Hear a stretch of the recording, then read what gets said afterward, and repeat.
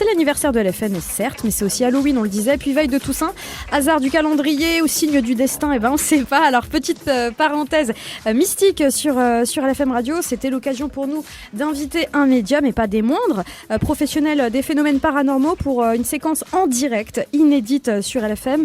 On accueille évidemment Jean Didier. Bonsoir. Bonsoir.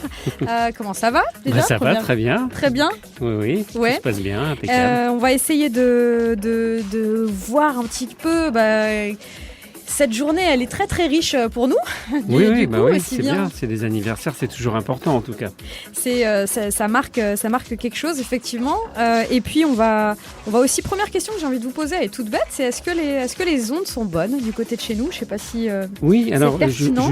moi j'étais venu il y a 4 ans à peu près en arrière. J'étais venu faire une petite visite dans une émission. Et c'est vrai que ici c'est plus positif, on va dire. Il y a quelque chose qui est plus serein. Mais par contre, j'ai l'impression que vous n'allez pas y rester. Ici ? Non. D'accord, c'est gentil. Il y aura une évolution, je pense, de la radio et ça ne m'étonnerait pas qu'il y ait, alors pas tout de suite, mais dans quelques années, il y aura un autre déménagement et certainement un autre studio autre part. Peut-être qu'il combinera plusieurs choses parce que là, j'ai la sensation qu'il y a une très belle évolution par rapport à la radio.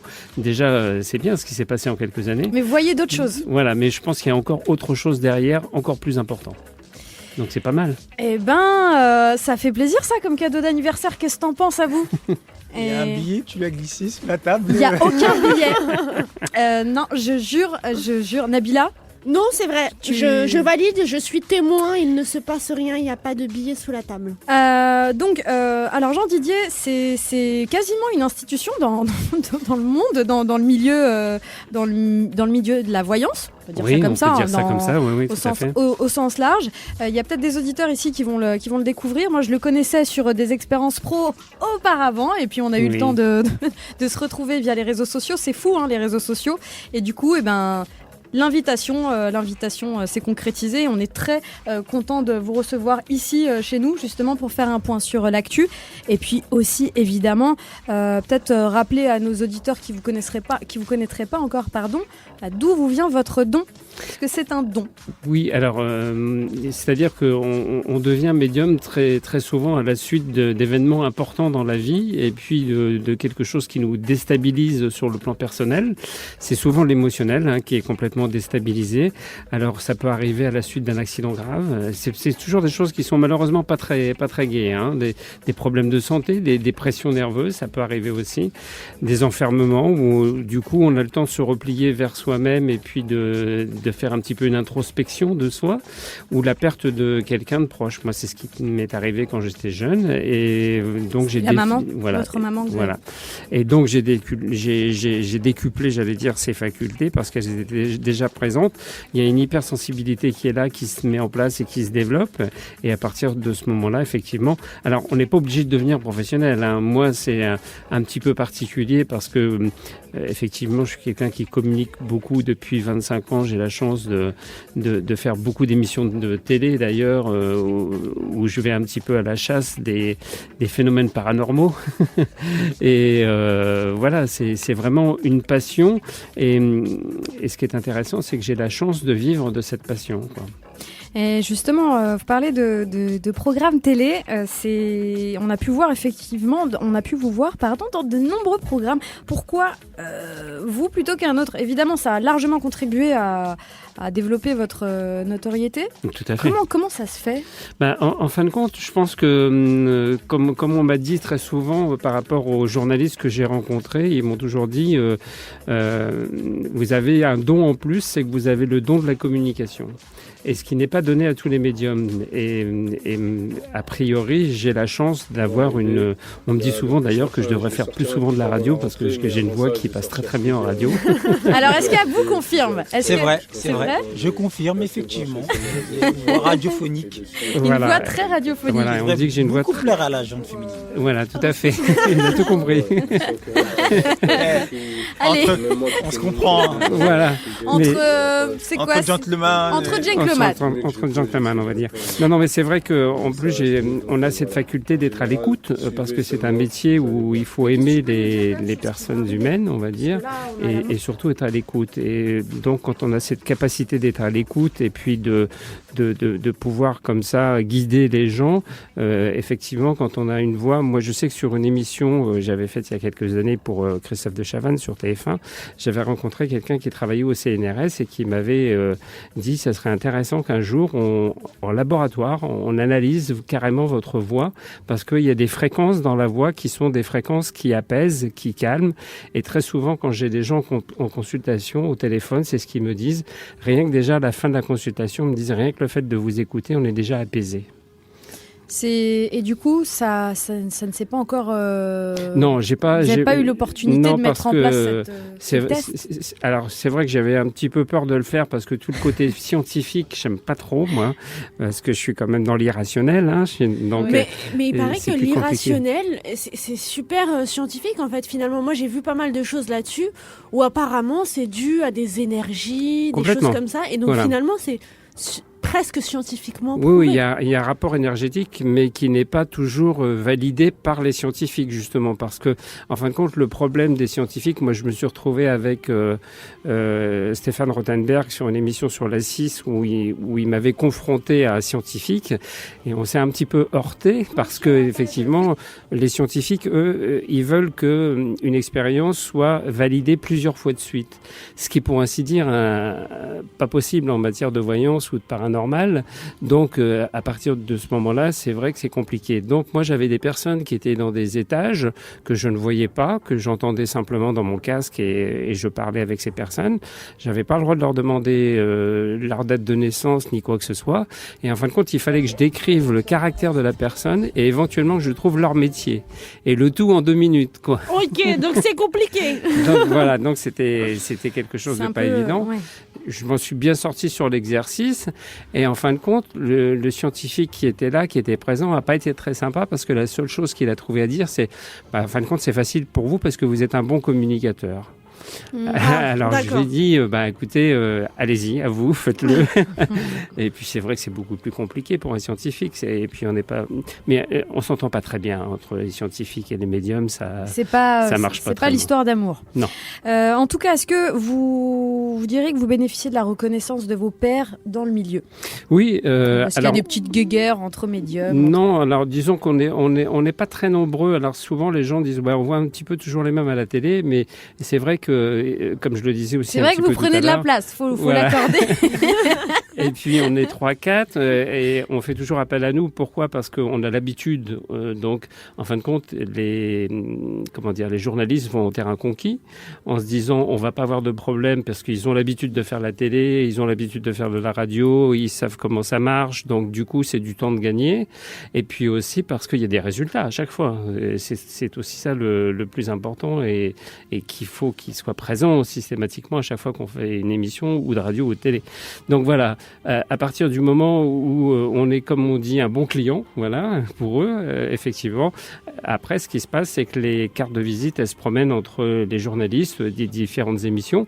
Et puis, ce qui se passe aussi souvent, c'est que une année ou une autre, vous avez des journalistes qui travaillent sur un programme. Et puis l'année d'après, ils changent de chaîne et ils travaillent sur un autre programme et ils se rappellent de vous en vous disant l'année dernière, on a travaillé ensemble sur une émission. C'était très sympa. Cette année, je suis sur cette émission. Est-ce que ça vous intéresse d'y participer ? Et voilà, c'est tout bête en fin de compte. Alors vous vous intervenez sur différentes sphères, aussi bien individuelles, familiales, que même le thème astral des entreprises. C'est ce que j'ai pu lire. C'est assez diversifié. Pour en revenir au phénomène paranormaux, vous dites que les gens de l'au-delà vous parlent. Comment ça se manifeste ?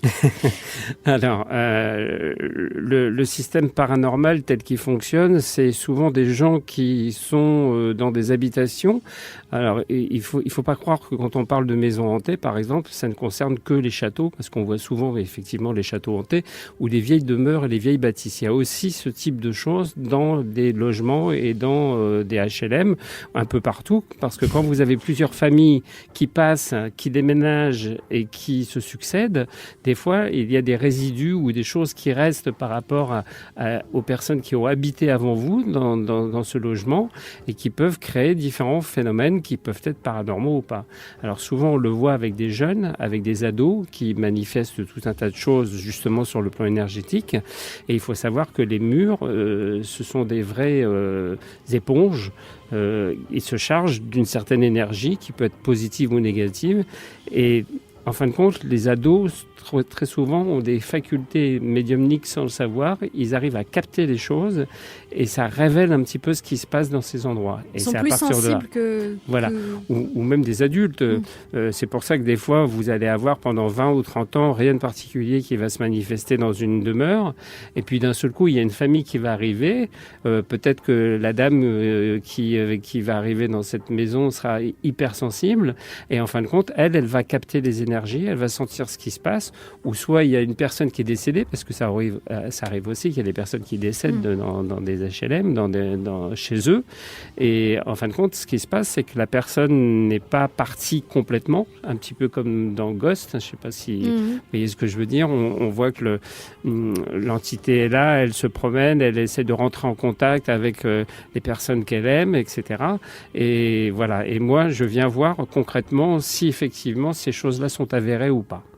Est-ce que vous êtes plus sollicité pendant la période de la Toussaint ? Non, pas forcément. Pas forcément. Non. En fin de compte, c'est du cas par cas. Alors, je suis sollicité plus souvent, effectivement, quand je passe dans une émission, parce qu'automatiquement, des gens qui me voient disent « Ah bah tiens, voilà la personne qu'il nous faut, parce que chez nous, on a tel problème, on est confronté à telle chose, et pourquoi pas lui faire appel ?» Je crois que tu avais une question justement dans ce sens-là. Oui, j'avais une question dans le sens où Halloween, c'est une fête qui est connue pour justement... et la Toussaint aussi. Du coup, la question que je me pose, c'est est-ce que cette nuit en particulier, est-ce que c'est réel ? Est-ce qu'il y a vraiment une frontière qui s'abaisse Complètement. ou quelque chose comme ça ? Oui, c'est connu. Alors, à la base, c'est une fête celte, ça vient des Celtes. Et c'est le jour de communication avant les défunts, puisque la Toussaint, c'est demain. Donc, si vous voulez, ce qui se passe, c'est que c'est le jour où il y a une ouverture qui se fait, où les esprits viennent vous voir, viennent vous rendre visite et viennent communiquer avec vous. Et là, c'est là, effectivement, que c'est un jour, par contre, qui est certainement un petit peu plus propice pour rentrer en contact avec des défunts ou pour penser plus aux personnes qu'on aime et qui sont parties. D'accord, ok. Alors donc c'est pas une légende ? Non. Ok. Vous entendez des voix, vous avez des flashs, oui. Vous voyez parfois des morts ? Alors, je vois pas les morts un petit peu comme le petit garçon dans le 6e sens qui dit je vois des morts et qui voit les... Moi, je les sens. Je parle avec eux. C'est-à-dire, je parle comme on est en train de parler là. Ah ouais. On a une espèce de conversation comme ça et voilà, et une discussion. Et d'ailleurs, ça a été très souvent drôle entre guillemets quand j'ai été filmé pour des émissions de télévision où on me voit face à un mur en train de parler. Mais c'est vrai qu'on peut trouver que je suis peut-être quelqu'un d'un peu curieux, d'un petit peu bizarre. Mais en fin de compte, on parle avec les entités, avec les fantômes, comme on est en train de parler là, tout simplement. Ça paraît quand même assez insupportable en tout cas pour moi, en ce qui me concerne. Comment le vivre au quotidien. Ouais, le vivre au quotidien. Oui, il faut le gérer, il faut savoir le gérer en tout cas. Parce que autant Ghost, le film auquel vous faisiez référence tout à l'heure, il y a un côté très poétique. Oui, et parce là, qu'il y a ça une va. histoire d'amour. Voilà. Et là, par contre, tout d'un coup, je suis pas sûre d'envier une faculté. C'est quand même un don, quelque chose que vous avez en plus par rapport aux autres. Oui, vous avez raison par rapport à ça. Comment vous faites pour vivre avec ça ? C'est pas trop effrayant ?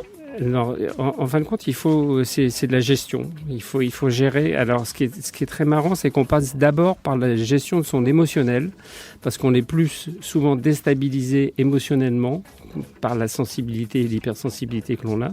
Donc, en fin de compte, on doit gérer cette sensibilité plus cet émotionnel, et à partir de là, après, les choses, il faut les prendre avec philosophie, et puis il faut savoir couper, c'est-à-dire pas être en contact en permanence avec tout et avec tout le monde et vouloir absolument tout capter, parce qu'à partir de là, effectivement, on peut aussi même avoir des problèmes personnels, énergétiques ou de santé, parce qu'on est des éponges, et à partir du moment où on est une éponge, on capte tout, et donc c'est mauvais, il faut faire attention à ça. Très bien. Je le disais en tout début d'émission, lorsque nous avons accueilli Jean Didier, nous ouvrons le standard pour des appels auditeurs au 01 30 94 64 41.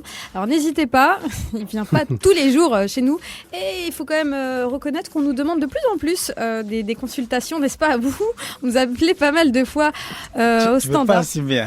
Non mais c'est vrai. Enfin moi j'étais assez étonnée de voir l'importance, l'ampleur que ça prenait. Oui, parce qu'il y a eu une émission durant les 7 ans de la voyance. Anciennement, c'est vrai. Sur la radio, le dimanche, entre 13h et 14h avec... Et que nous n'avons plus depuis 2 ans et demi, alors on a essayé de vous faire un cadeau ce soir. C'était l'occasion de vous faire... Il va falloir remédier à ça. C'était l'occasion de vous faire un petit cadeau. Alors, on va marquer une toute petite pause musicale. On continuera bien sûr à poser des questions à Jean Didier le temps que vous vous manifestiez au standard, au 01 30 94 64 41. Mais je vous invite à appeler rapidement parce qu'à mon avis, le standard va être vite encombré. Donc, les premiers décrochés à l'antenne seront les premiers. Alors, par contre, si vous m'appelez, essayez d'avoir une question précise, que ça soit affectif, donc sentimental, que ça soit professionnel. Alors, on évite les questions de santé parce que justement, la santé, c'est toujours un petit peu délicat et vous savez qu'on n'a pas le droit de faire de diagnostic médical, donc on évite les questions de santé. Mais si vous voulez savoir si vous allez rencontrer quelqu'un ou si ça va bien se passer avec votre chéri, ou si vous allez trouver du travail ou si vous allez changer de travail, tout ça, c'est des questions que vous pouvez me poser. Très bien. Alors, on va marquer une petite pause musicale, justement, juste le temps de libérer le standard. Et on revient après. Après quoi, Abou? Après Bruno Mars. Après Bruno Mars. Ok, excellent choix. Et on se retrouve juste après. Et on est de retour sur l'antenne de LFM Radio sur le 95.5. C'est toujours Akima avec vous, accompagné d'Abou, mais aussi de Nabila, avec un invité très spécial aujourd'hui pour une journée extraordinairement spéciale. Notre anniversaire, certes, mais aussi Halloween et puis veille de Toussaint. C'est bien sûr Jean Didier qui nous accompagne depuis une bonne petite demi-heure. Ça va toujours? Oui, très bien. Il fait très chaud dans le studio. Par honnêteté, on doit le dire. Donc, il est très courageux de rester toujours aussi souriant et positif sur l'exercice. Va falloir qu'on investisse dans une clim à bout. Très prochainement. Très prochainement. Mon côté, je l'ai. De ton côté, ça va. Alors j'espère que vous qui nous écoutez, ça va toujours pour vous. On a lancé un petit cadeau aux auditeurs de LFM Radio, à savoir la possibilité de poser les questions en direct sur l'antenne de LFM Radio via un seul numéro, à noter le 01 30 94 64 41. Question, alors on a dit pas santé. Voilà, essentiellement professionnel et sentimental. C'est déjà beaucoup. Quand ça va bien sur des... déjà pas mal de choses. Je sais pas ce que tu vas demander d'autre après, à part la date. De toute façon, c'est des questions qui reviennent toujours. Toujours ou professionnel ou sentimental ou les deux. La date de péremption, ça fait un peu... C'est dur c'est là. Halloween, je veux dire... Et on n'est pas seul d'ailleurs justement dans les studios. J'en profite pour passer un gros coucou à des jeunes avec lesquels nous travaillons sur l'année. Et puis une structure en particulier, c'est la structure Arche, qui est une association qui travaille avec le public jeunesse. On a plein de petits bouts de chou. D'ailleurs, ils sont pas tous si petits que ça. Il y en a des grands. Et ils sont venus déguisés. Ça va? On vous entend? Oh oui, ils sont trop mignons. Alors ils sont déguisés en monstres, mais par contre ce sont des petits anges. Ça me permet de rebondir. D'où vient cette fascination pour la mort déjà depuis tout petit? Parce que on est d'accord, vous n'avez pas peur de ces déguisements? Non, ça va. De ce côté-là, il n'y a pas de problème. Non, mais en fin de compte, c'est quelque chose de complètement naturel chez moi, et c'est vrai que je me suis même jamais franchement posé la question. C'est-à-dire, c'est quelque chose qui vous tombe un petit peu dessus, comme n'importe quel don. Ça aurait pu être la peinture, le dessin, la musique ou autre chose. Et là, effectivement, moi, j'ai toujours été passionné par ça. Alors, il faut savoir que j'ai baigné dans cet univers-là aussi parce que quand j'étais jeune, j'habitais quelques années en Afrique, à Dakar, au Sénégal. Et j'ai côtoyé à cette occasion pas mal de gens qui étaient un peu dans le milieu et qui tiraient les cartes. Et ça m'a tout de suite fasciné, passionné. Mais comme on dit, il n'y a pas de hasard. Si je me suis retrouvé dans cette famille quand j'étais enfant, c'est que je devais passer par là. C'est un petit peu comme à l'école, quoi. C'est les classes. Les classes, le passage obligé. Et après, on se pose plus de questions. Ça s'est installé, ça s'est mis en place. Ce qui était très drôle, c'est que quand j'avais 18-19 ans, j'avais rencontré d'ailleurs une médium professionnelle qui m'avait dit plus tard, vous ferez le même métier que moi, mais par contre, vous serez connu, vous serez célèbre, vous passerez à la télé, vous écrirez des livres, etc. Et je la croyais pas du tout. Et c'était très drôle parce que moi, quand j'étais gamin, j'avais une autre passion qui était la musique et je mixais. Donc j'étais DJ les week-ends.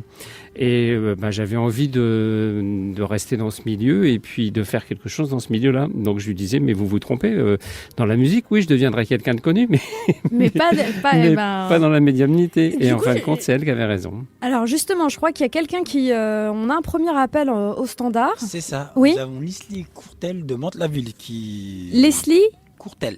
Leslie. Allô. Oui, bonjour. Bonjour Leslie. Vous nous entendez ? En fait, moi, oui, je vous entends bien. Alors, Jean Didier vous écoute. Alors, moi, j'ai une question à vous poser. Donc, je m'appelle Leslie Courtel, j'ai 28 ans, j'habite à Mantes-la-Ville. Et c'est vrai que je peux me poser une question sentimentale. Hein. Oui, tout à fait. En fait, ça fait 3 ans que je suis avec mon copain. Oui. Et c'est vrai qu'en ce moment, je me pose des questions, si je dois rompre ou pas avec lui. Voilà, on a eu beaucoup d'histoires, beaucoup de problèmes, et je voudrais savoir si lui et moi, ça tiendra la route. D'accord. Quelle est votre date de naissance ? Le 01 07 89. D'accord. Quel est son prénom à lui ? Eddie. Eddie. Et sa date de naissance, vous la connaissez ? C'est le 4 novembre et 89 aussi. De la même année tous les deux. D'accord. Donc là, vous êtes dans une phase où vous vous posez des questions tous les deux de savoir si votre histoire doit continuer ou pas, quoi. Exactement. D'accord. J'ai beaucoup de doutes, je sais pas. Mais c'est bizarre parce que votre histoire, depuis le début, moi je trouve que c'est une histoire passionnelle quand même entre vous deux. Ah oui, quand même. Dans les débuts, c'était vraiment l'amour fou. Voilà. Vous voyez, en fait, si vous voulez, il y a cette différence de culture. Lui est d'origine, on va dire, maghrébine et oui. Moi, pas du tout, quoi. Donc c'est vrai que les deux familles n'étaient pas forcément en accord. En fin de compte, il faut passer outre tout ça parce que moi, ce que je ressens par rapport à vous, comme vous le disiez, c'est que c'est une histoire qui est vraiment très forte sur le plan affectif et c'est plus que ça puisque c'est une véritable passion que vous avez certainement connue, alors qui est peut-être un petit peu en train de changer aujourd'hui, qui est peut-être un petit peu différente de ce que vous avez connu. Mais bon, après, maintenant, la famille, c'est pas elle qui vit avec vous. Vous voyez ce que je veux dire ? Donc c'est à vous de faire un choix entre peut-être sa future femme et sa famille. Oui, voilà, tout à fait. Donc là, il y a un choix à faire. Mais je pense que dans ce que je ressens aussi par rapport à ça, c'est que vous avez, vous, un petit manque de confiance en vous. Ah oui, ça c'est vrai. Donc voilà, et à partir du moment où vous avez ce manque de confiance en vous, vous avez du mal à prendre votre décision. Alors moi, ce que je vois pour vous, c'est qu'en fin de compte, ce qu'il faudrait faire, dans l'idéal, ça serait de s'éloigner de la famille, peut-être de changer de ville. Est-ce que vous avez pensé un jour à déménager, à partir autre part ? En fait, et c'est ce qu'on a fait il y a exactement 4 mois. Voilà. Mais on est partis tous les deux ensemble et c'est vrai que moi, le recul que j'aimerais prendre, c'est même pas forcément par rapport à sa famille, mais plutôt par rapport à lui. Oui, mais c'est important aussi de mettre de la distance sur le plan géographique. Et moi, c'est ce que je sentais par rapport à vous. Je voyais un déménagement, un changement d'habitation et quelque chose qui est la clé, en tout cas, de tout ça et qui va un petit peu refaire partir la flamme qui est entre vous deux. Pour vous, si vous reprenez confiance en vous, si vous mettez un petit peu de distance entre tout ça, après, les choses doivent pouvoir rentrer dans l'ordre. Il y a pas de raison. Moi, j'ai pas la séparation aujourd'hui. J'ai pas quelque chose qui s'arrête dans votre histoire. J'ai quelque chose qui a besoin de se reconstruire et de reprendre un petit peu de confiance dans cette histoire. D'accord ? D'accord. Je vous remercie beaucoup. Voilà, Leslie. J'espère que ça vous aidera. Eh ben... Merci Leslie pour ce petit coup de fil. J'espère que les réponses de Jean Didier vous auront un petit peu aidé. Nous on va vraiment aidé. Je vous remercie beaucoup, LFM. C'est avec plaisir. Abou, tu restes rencardé sur le standard. N'hésite pas à interrompre l'interview à tout moment si jamais on a d'autres questions. Par téléphone, c'est possible de sentir, d'avoir des éléments pour faire pour faire une voyance, quoi, pour savoir là, ce qui se passe. En fin de compte, ce qui se passe, ce qu'on capte, en fin de compte, c'est l'énergie de la voix. On est effectivement toujours, comme le disait Nabila tout à l'heure, dans les énergies. Et là, en fin de compte, la voix, c'est une énergie aussi. Donc, l'énergie de la voix est importante. Et en fin de compte, les vibrations que l'on peut capter et qu'on peut ressentir, en plus d'une date de naissance, vont permettre effectivement de tabler et de sentir. C'est pour ça que je lui disais que je sentais qu'elle n'avait pas confiance en elle. C'est qu'elle confirmait, qu'elle disait qu'elle n'avait pas assez confiance en elle. Et je pense qu'en fin de compte, la problématique, elle vient aussi de là. Alors après, vous expliquez le pour qui, le pourquoi du comment. C'est pas possible. C'est pas possible. Ça marche pas comme ça, j'ai compris. C'est un petit peu comme, par contre, un ordinateur avec une imprimante. C'est-à-dire que quand l'ordinateur marche bien, il imprime et voilà, les choses sortent toutes seules. J'ai une question du coup qui me vient tout de suite à l'esprit parce que forcément les personnes qui viennent vous voir sont pas sûres d'elles si elles viennent vous voir. Non, pas toujours. Moi j'ai la chance d'avoir, tout à l'heure on en parlait, on me disait que je faisais de l'astrologie pour les entreprises. J'ai des entrepreneurs, j'ai des commerçants, j'ai des gens qui sont dans un dynamisme qui au contraire avancent, bougent, font plein de choses, et savent ce qu'ils veulent, mais par contre ils ont besoin d'être rassurés tout simplement. Et c'est différent en fin de compte. C'est parce que souvent ça se joue sur le plan financier, c'est-à-dire que c'est des gens qui ont des investissements à faire ou des restructurations ou des rachats ou des achats supplémentaires et ils veulent pas se planter comme on dit quoi. Donc ils ont besoin d'un conseil. Mais là on va pas mettre en cause le fait que ce soit des gens qui ont pas confiance en eux ou pas quoi. Alors moi j'aimerais retourner du côté de l'activité paranormale après le choc que peut constituer un décès pour n'importe qui, pour tout le monde j'ai envie de dire. Se réfugier dans l'irrationnel c'est totalement compréhensible.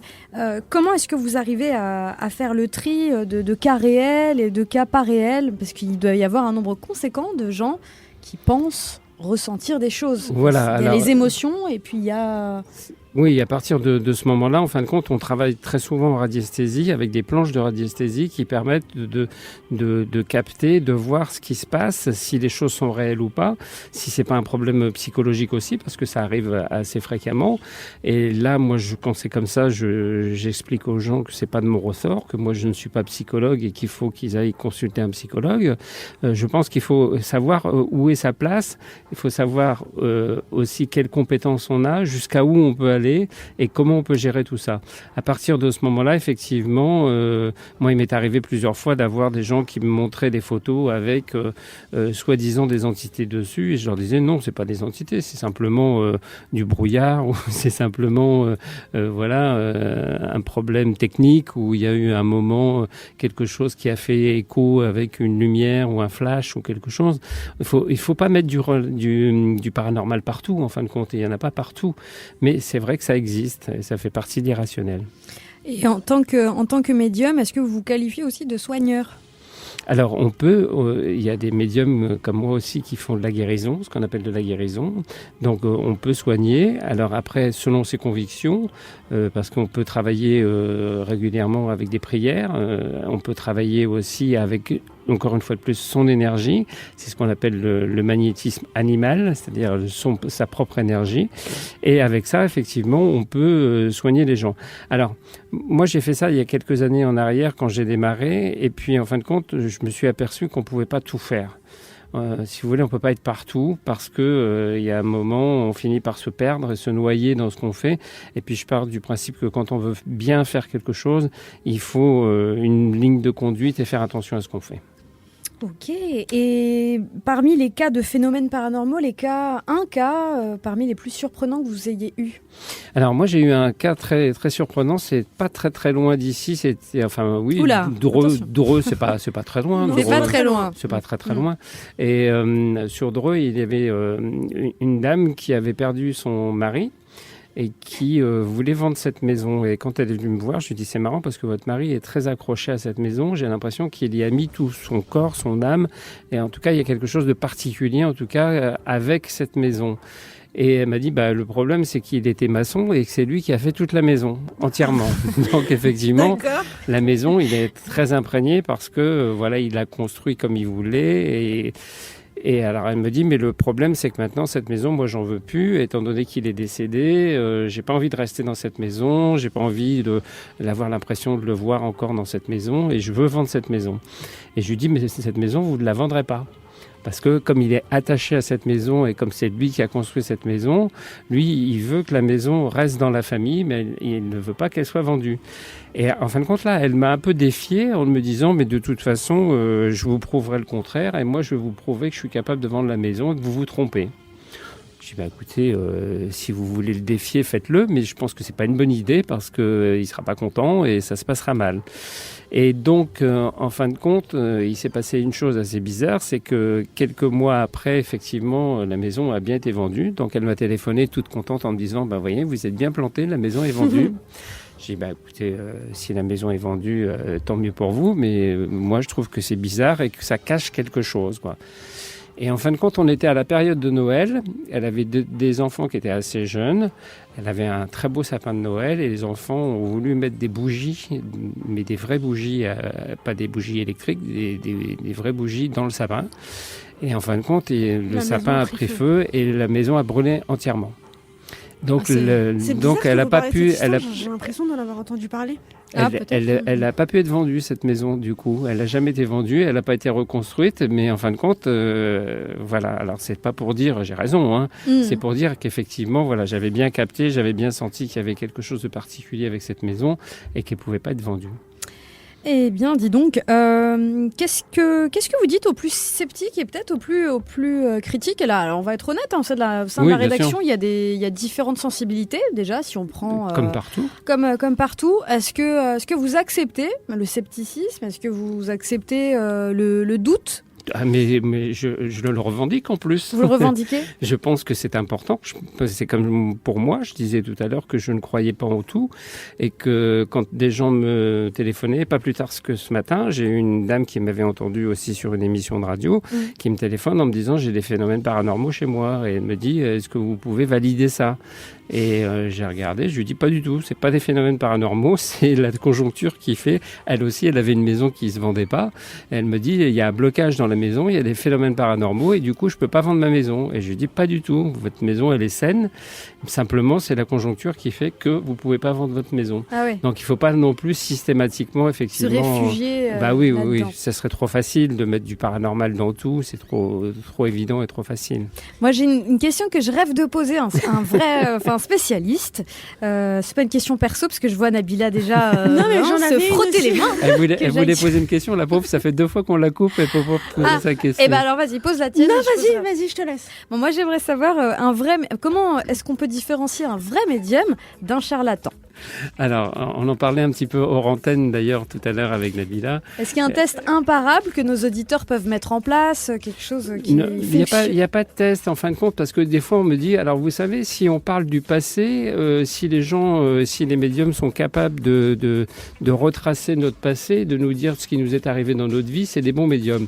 Et moi je crie au secours en disant non, surtout pas, parce que vous avez des médiums qui font très bien ça, mais qui se plantent complètement sur l'avenir. Pourquoi? Parce que, en fin de compte, il y a un phénomène qui est de télépathie et qui consiste à recueillir des informations qui sont déjà en vous, puisque ça fait partie de vous, ça fait partie de votre entité, ça fait partie de vos énergies, et pour certains médiums, c'est très facile d'aller piocher là-dedans. Donc, en fin de compte, le vrai test, c'est vraiment de tester le médium et de voir, il n'y a que ça qui peut fonctionner dans l'avenir, ce qui se passe, comment ça fonctionne et comment ça marche. C'est pour ça que je disais que le bouche à oreille est certainement une des meilleures choses, parce que les gens ont testé, les médiums savent déjà si des choses se sont réalisées ou pas, et vous disent moi je l'ai vu, je suis allé en consultation ou je l'ai entendu sur une radio, j'ai eu une consultation avec lui, ça marche, donc vous pouvez aller le voir. Voilà. En fin de compte, il faut tester. Il n'y a pas d'autre solution. Alors moi j'avais une question plus sur la partie mystique, dans le sens où vous communiquez du coup avec des personnes avec décédées. Les défunts. Ces personnes-là, elles sont où en fait du coup? Parce que C'est l'au-delà, c'est ce qu'on appelle tout simplement l'au-delà. L'au-delà, c'est une dimension qui est invisible, qui fait partie de nous aussi et qui est autour de nous. C'est pour ça que dans différents endroits, on peut capter, on peut ressentir des personnes, on peut voir des fantômes qui sont présents, mais en fin de compte, ils sont dans une autre dimension qu'on appelle l'au-delà. Et vous arrivez à capter tout le monde ou il y a des personnes que vous captez pas? Non, c'est exactement comme pour la voyance. C'est-à-dire que pour la voyance, c'est pareil. Des fois, ça peut ne pas marcher avec certaines personnes. On peut ne pas bien capter la personne parce que la personne va être trop sceptique. Alors, c'est souvent sur les sceptiques que ça tombe.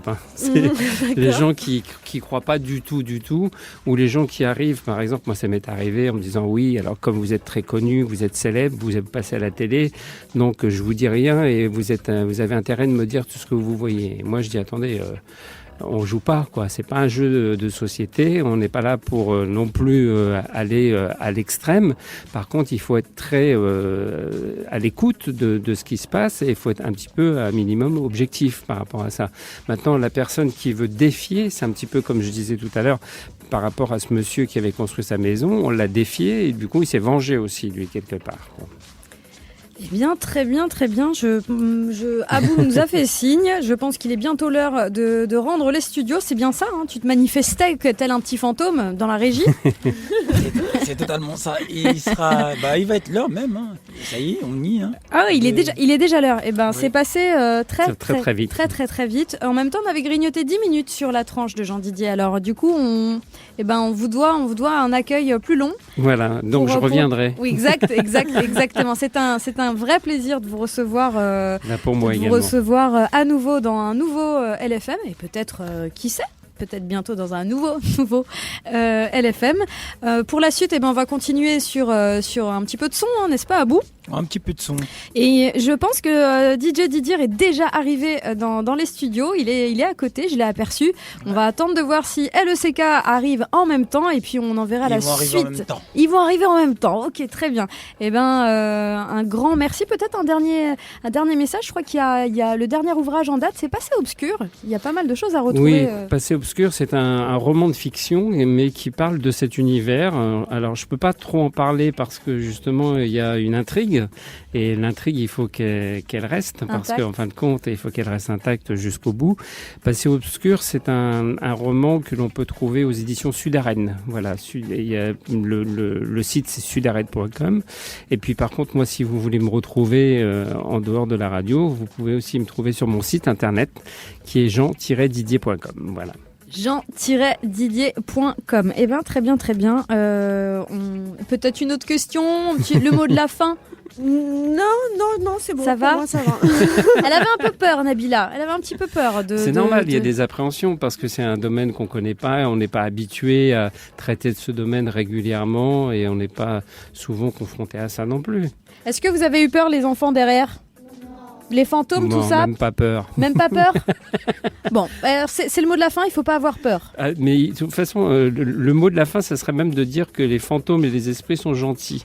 Parce que quand on voit des films d'horreur ou de fiction qui sont un peu comme ça... Eh bien, il n'est pas d'accord. Hein. Je suis pas d'accord, moi je pense au fantôme revanchard, là, il était pas super gentil, quoi. Je veux dire, il a mis le feu à la maison.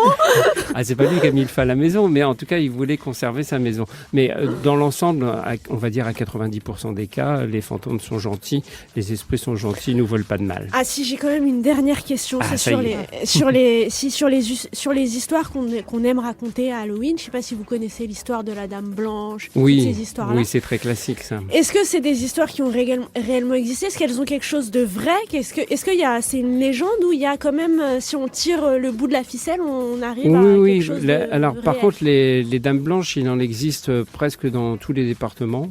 Parce qu'en fin de compte, on dit dame blanche parce qu'on voit une forme blanche de quelque chose qui ressemble un peu à une dame, donc on l'appelle dame blanche.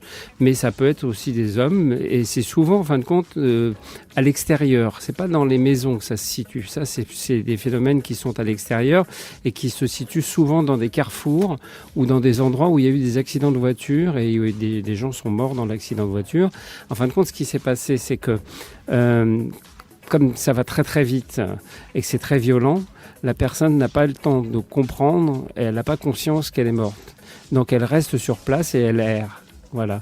Et effectivement, de temps en temps, on peut faire aussi venir des médiums sur des points comme ça stratégiques où il y a eu des accidents pour faire partir. C'est ce qu'on appelle les passeurs d'âme. Vous avez peut-être entendu parler de ça. Et les passeurs d'âme, ce sont des gens ou des médiums comme moi. Moi, je le fais aussi. Ça m'arrive d'aller dans des endroits. Et quand il y a une entité qui est bloquée, on la fait partir. Comme dans Ghost, on revient sur Ghost parce que c'est très bien expliqué en fin de compte dans Ghost. On voit après la lumière et on le voit partir, s'en aller. Il va évoluer sur des plans spirituels et sur des plans différents de conscience. Et voilà, à partir de ce moment-là, la personne va retrouver son évolution personnelle. Du coup, ça m'amène à une autre question. Dernière, mais c'est la dernière. Tu sais que tu peux aller sur le site de Jean Didier. Non, mais du coup, on l'a en face de nous et je vais faire profiter de tout le monde. Mais la dernière question, c'est parce que là on parle de passeur d'âme, oui. L'exorcisme, le passeur d'âme. Alors ça c'est encore autre chose. Ça va ensemble ou non, parce ça va pas ensemble. Parce qu'on dit que certaines âmes habitent d'autres. Alors voilà, ça, mais c'est exceptionnel et c'est très très rare. L'incorporation, c'est-à-dire que l'âme de la personne vient vous incorporer et rentre dans votre corps. Alors vous le savez ou vous le savez pas, vous le ressentez ou vous le ressentez pas. Et effectivement, il y a par contre en France, un peu dans chaque diocèse, un prêtre exorciseur qui est spécialisé pour ce genre de choses. Mais je vous assure qu'ils n'ont pas vraiment beaucoup de boulot. Hein. C'est pas très fréquent. C'est pas très fréquent. Mais c'est très différent parce que le passeur d'âme, lui, il est là, c'est violent l'exorcisme, hein, parce que on chasse une personne qui est dans un corps étranger. Le passeur d'âme, lui, il fait comprendre à l'entité qu'elle n'a pas à rester sur le plan matériel et qu'elle doit partir sur un plan spirituel. D'accord. Donc ça se fait par le dialogue, comme on est en train de faire là, ou soit par des prières. Donc c'est beaucoup plus doux et ça n'a rien à voir. D'accord. Ouh, eh ben, c'est intense tout ça. Hein. Remets de tes émotions, Akima. Ah, là, je plane totalement. Là, je suis dans une autre planète. Mais c'est le but aussi, hein, d'avoir des explications à tout ça. Quoi. Exactement. Alors, on va devoir rendre l'antenne.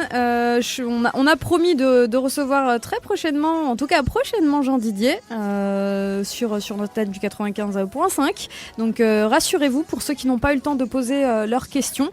Et quant à nous, on va passer à la suite de la musique cette fois avec la suite de l'anniversaire LFM Radio. Merci Jean Didier. Merci à vous.